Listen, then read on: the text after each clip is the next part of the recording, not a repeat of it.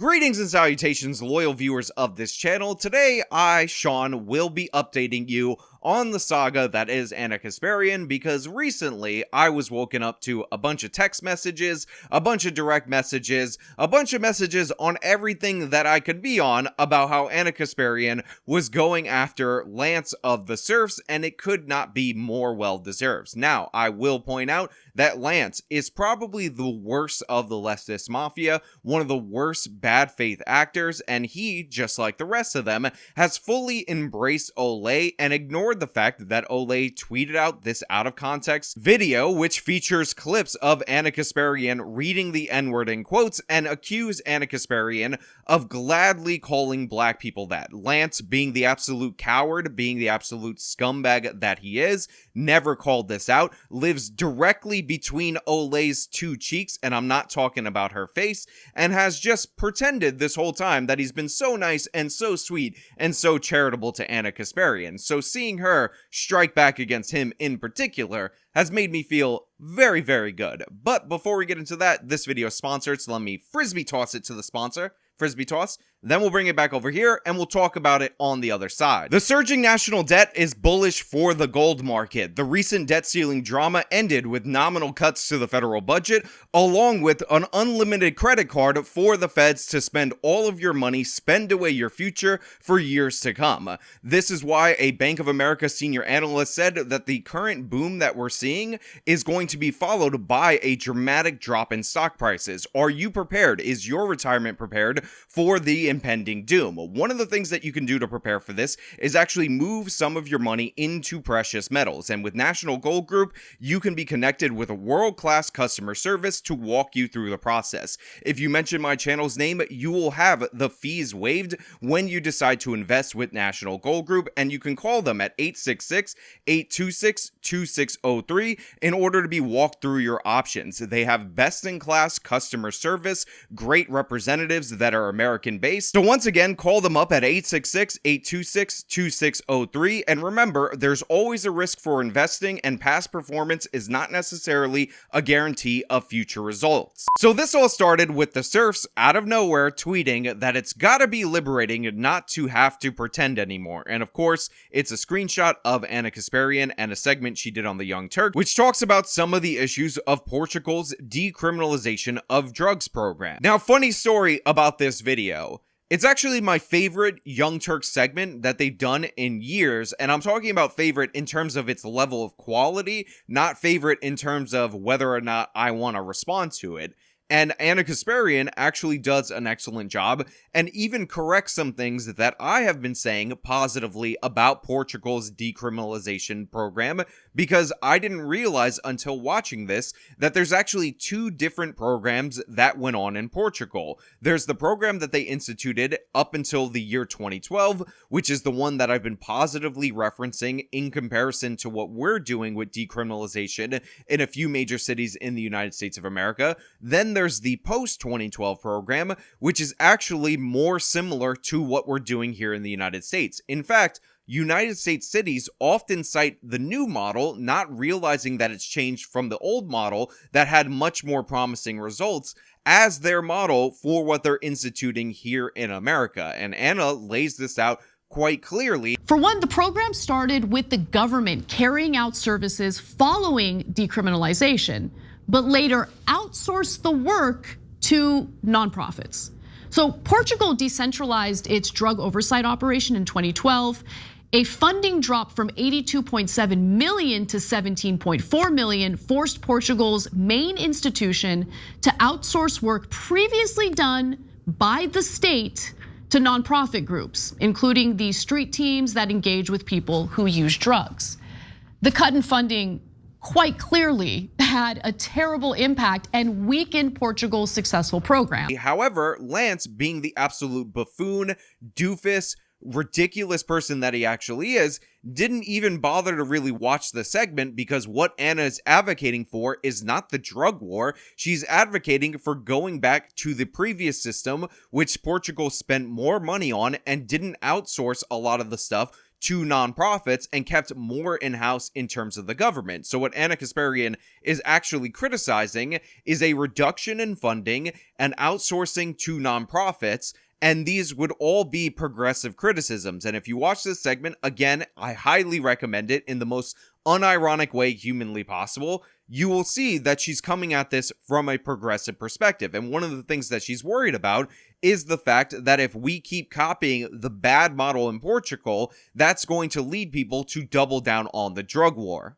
Now look, identifying the flaws, the current flaws in Portugal's decriminalization model is critical if we want to avoid circling back to destructive war on drug policies. But Lance, aka Spineless Lance, of course did not look into that. He immediately assumed bad intent on Ana's behalf because Ana dared stand up to his queen, to his master, Ole, so Lance is looking for any kind of mud to fling in the face of Ana, even though he's completely wrong. And if you're opposite Ana's position, you're actually more right-wing on drugs, trying to maintain this program that is obviously destined for failure. Now, Ana responds with the following: listen, I get that a dishonest and untalented clown like Lance needs to distract from his embarrassing debate with Tim Pool, so he's going to post a screenshot of a story I covered and mischaracterize what I said.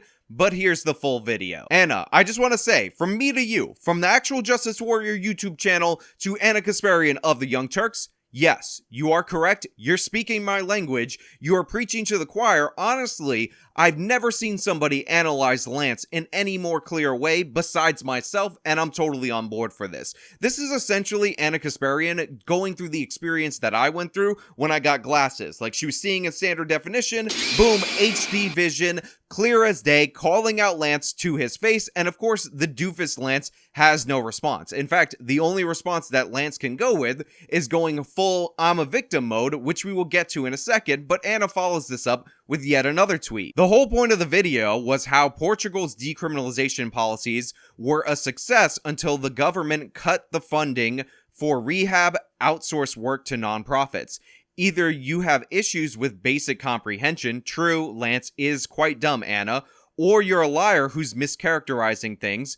It's both for Lance. True. Factual. Listen, I've struggled with this myself. I struggled with how to analyze Lance from the Serfs on this channel in multiple different videos because he's really dumb, but he's also a liar, so it's hard to tell whether or not he's dumbly stumbling into his position or he's deliberately lying, but it's actually both. He's actually the rare thing where people don't know anything, but they're also constantly lying that we don't see all too often on the internet. Usually, people are wrapped up in ideology. Usually, people believe something so hard that they want it to be true, but Lance is an absolute snake and a buffoon, so he can't even lie with any cleverness. You could find takes of Ana Kasparian taking more right-wing positions on criminal justice, if that's how you want to label it. I would label it correct positions on criminal justice, but this is not a more right-wing position. This is actually embracing the original intent and purpose of the decriminalization program, and I know some people are going to label this left-wing, but I've said this on this channel multiple different times.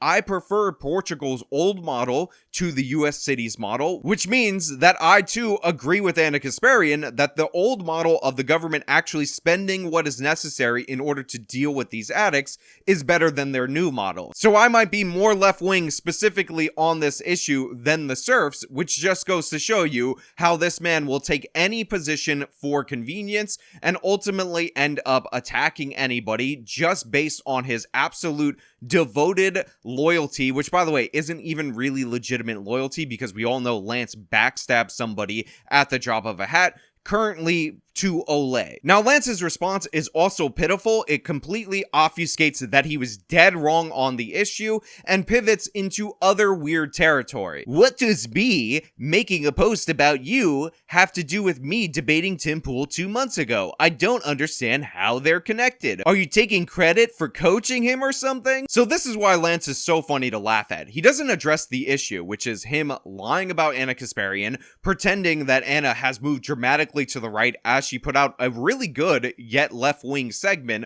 on Portugal's drug issue, and immediately moves to another ridiculous accusation of Ana potentially coaching Tim Pool in his debate against her. Think about how asinine that is. First and foremost, nobody needs any coaching to debate Lance from the Serfs. Remember, Lance brought up the abortion topic. Lance allowed the conversation to be moved to elective 9-month abortions, and after Lance, for no reason, decided to take the position that a woman should be able to kill her perfectly healthy baby a minute before it was born, Lance then walked into this meth trap. Authority over what happens to her body. But there's a child inside of her body, hold on. not What about hers. meth? Like, should she be allowed to do meth? Yeah. I think if someone is doing meth while they're pregnant, that it is completely acceptable for something like, I don't know what the name of the service is in the United States. Child services? I guess child DCFS services would be, well, it's her body though. Yeah, it's her body. If she wants to do meth, what's the big deal? The big deal is that she's intentionally trying to kill a child.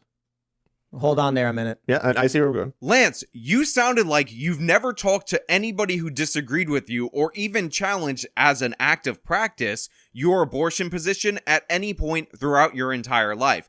You brought this up and had no counters for the topic that you were asking about. There's an old thing that you learn from lawyers where they say never ask a question unless you already know the answer. Lance, you've never even thought about the answer to the question. You're just rambling and speaking, and don't think I noticed your technique of trying to repeat the question as you're buffering in your brain, because it makes you look even dumber when you're on air. The idea that Tim would need anybody on planet Earth to coach him to go up against you, who basically destroyed yourself on that show, is insane. The idea that Tim and Ana Kasparian are somehow colluding behind the scenes in order to target you 2 months ago, also insane, also ridiculous. Now, Ana responds to Lance with, "I felt like cooking tonight. Lance, you hungry?"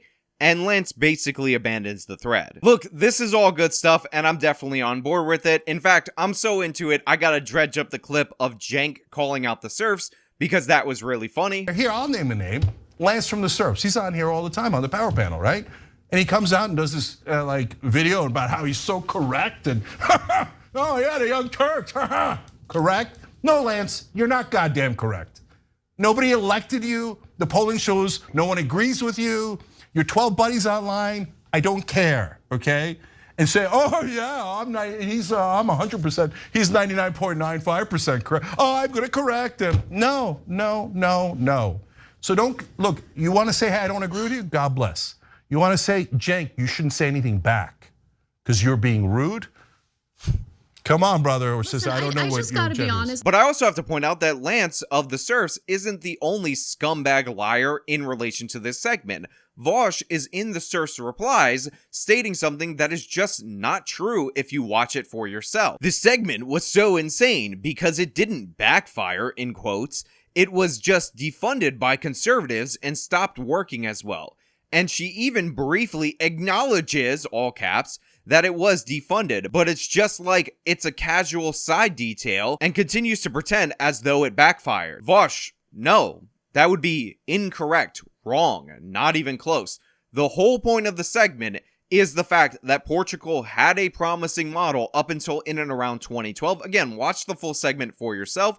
Then they changed how it was funded, they cut the funding for it, they outsourced to nonprofits, they stopped pushing people towards rehab, and that change is what backfired. That is exactly Ana Kasparian's issue, and the conclusion of this is that if you want them to not reinstitute the drug war, if you want to continually treat these people as if they're sick, then you have to go back to Portugal's original model rather than what these left-wing cities are currently doing, which is, of course, copying the current model, which is not working in the nation of Portugal. Look, people are dying, and we need to find a way to reverse this trend. We desperately need to find a way to save lives without going back to overly punitive policies. Let's just pause for a second. I wanna reiterate that. I do not want to go back to war on drugs, like overly punitive policies. They did not work, they were not good. I do think that we can save this model, but we need to make some tweaks. I think Portugal's model is promising, it shows that it worked. They made some changes beginning in 2012, and those changes were not positive ones. They did not have a positive impact, but that's okay. Clearly they're reversing course, and I'm excited to see how the numbers change now that they're going back to a centralized government model that takes care of the services associated with their drug policies instead of kind of outsourcing them to these nonprofits. Vaush's claim that Ana briefly mentioned this is just not true. It's the entire heart of the segment. And again, as somebody who is more right-wing on criminal justice issues than anybody that's involved, I also agree with the premise of this. If you're going to run a decriminalization program, then obviously what you need to do is get people into treatment.